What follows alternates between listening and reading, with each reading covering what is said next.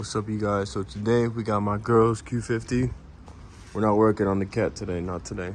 We're working on my girl's Q50, right? So she needs an oil change. The oil is very dirty. I'm gonna show you guys how to do it real quick. No nonsense, let's get straight to it. Jack up the car, put up 2 stands, make sure the car is safely up in the air, and then we'll go from there. All right, so as you guys can see, this oil is very dark. No good, man. We gotta switch this out. So we're gonna start off, take off the cap so the oil flows out better. Then we're gonna go below. We're gonna work on a drain plug and oil filter. Show you guys how to do it. Under the car, this is the old oil filter. This is the drain plug. So we're gonna take this out first, and then we're gonna remove the oil filter.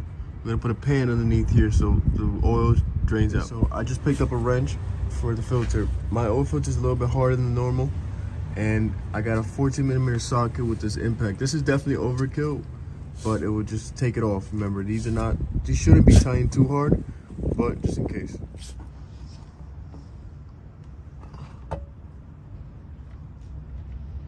So we get this without making a mess.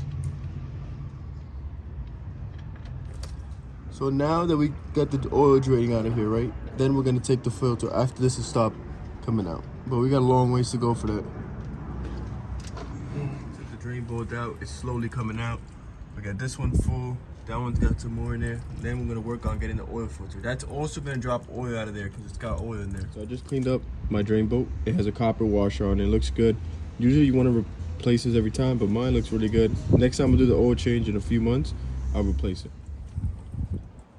Oh shit.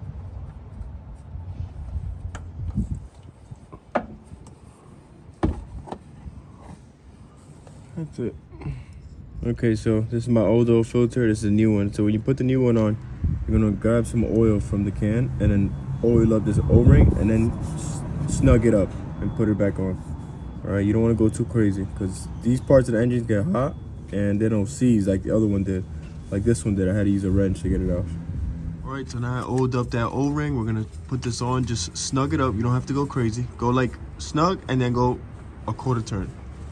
That's it. Now that one's done draining out, so we're gonna close that up and then fill the whole car up. This car takes 5 quarts of oil.